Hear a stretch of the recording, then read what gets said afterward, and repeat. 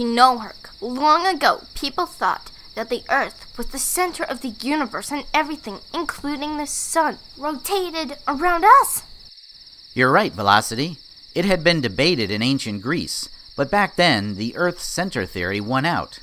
Then, in the 1500s, a man by the name of Nicholas Copernicus, living in Poland, published a book saying the sun was the center of the universe, and this sparked a whole new debate. Copernicus went on to college in Italy, where he studied the Greek language and also studied astronomy. The ancient Greek texts about astronomy were not translated into Latin, but now, knowing Greek, Copernicus was able to read them. He discovered problems with the Greeks' Earth-centered theory. Eventually, he returned to Poland and developed his own theory that the sun was the center of the universe.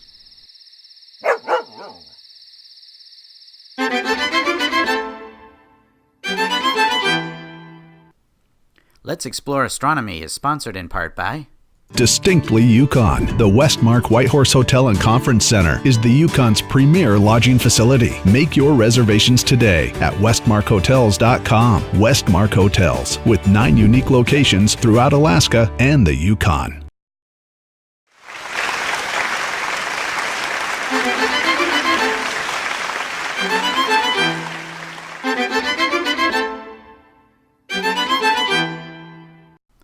You know, Copernicus's theory caused quite a stir amongst astronomers of the day. Hey, Herc, let's pretend that we were astronomers back then. The year is 1543.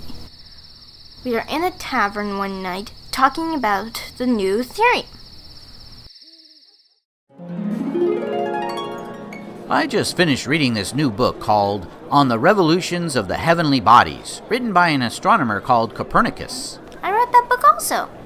Very fascinating. What do you think of his theories?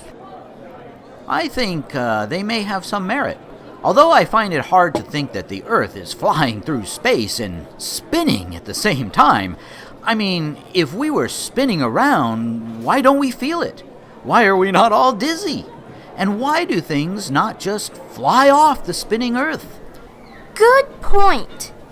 If we get on a boat, it moves, and you feel it. Ride a horse, you feel it. You feel the motion. So how can the Earth be moving, but we not feel it? I think some details must be worked out with this theory, but there are plenty of arguments that make it seem totally logical and explain the movements of the night sky. You know, this theory is nothing new.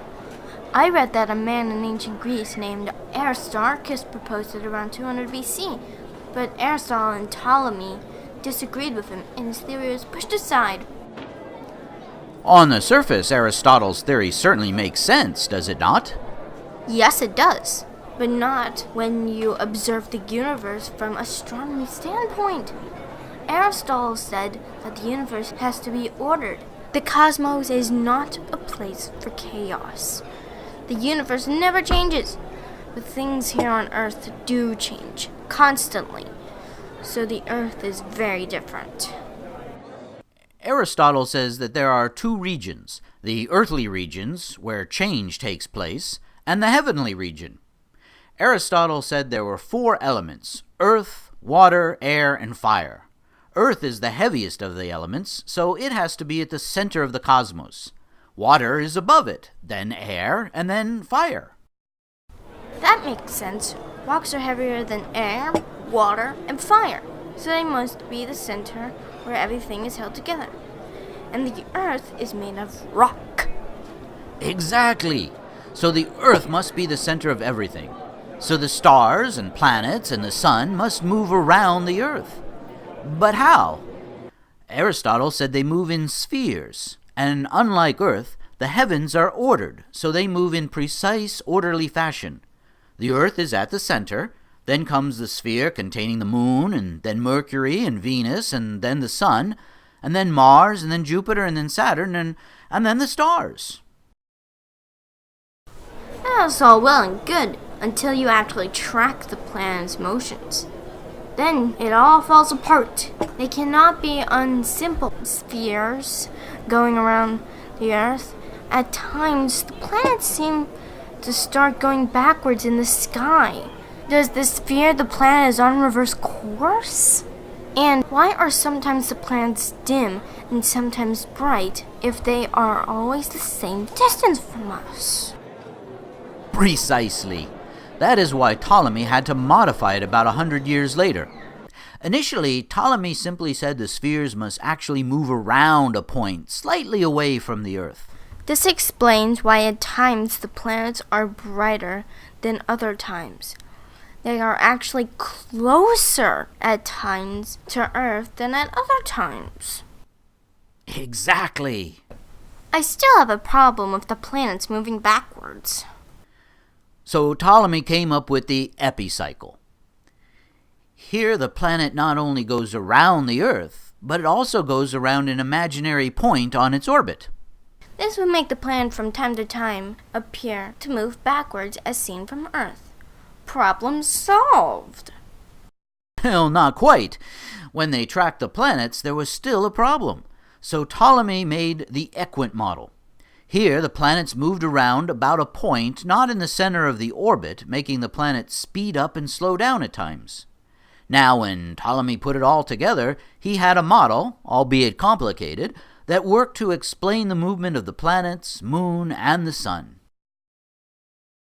And this is the model we use today, except now we have this new theory by Copernicus. Can the sun actually be the center of the universe? I still don't feel like I'm moving. And if I throw a rock into the air, should it not fall towards the center of the universe? Yes, you would think it would have to. But the Ptolemy theory still has some holes in it that this new theory seems to address.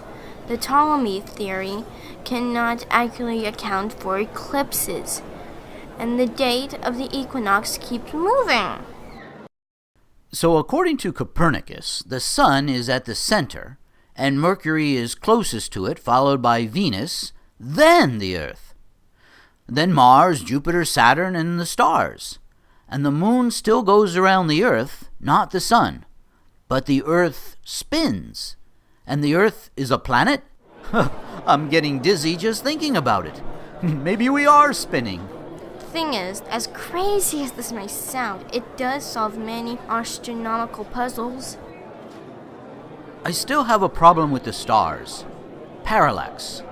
If the stars are fixed in an outer sphere, and the Earth moves, the stars should appear to have shifted a bit from the time the Earth is on one side of the sun to the time it is on the opposite side. But they don't. Here Ptolemy's model works better. Unless the stars are very, very, very long ways away. Well, why would that be? You mean a huge gap between Saturn and the stars? It would have to be immense. I'm gonna have to think more on this new theory. Well, I'm about to call it a night. We'll resume our talk another night. Also, I think it's your turn to pick up the tab. Good night.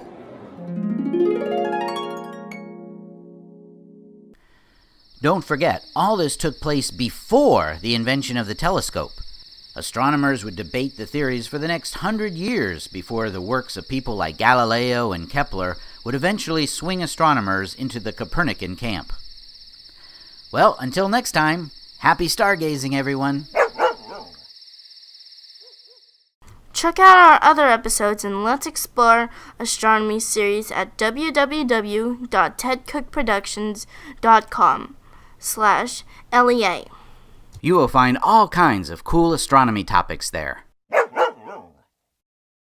Hey, give a shout out to our sponsors, without whom we would not be here. Visit their websites and partake of their services and products. A big thank you to the Yukon Department of Tourism and Culture and Westmark Hotels, Westmark Whitehorse.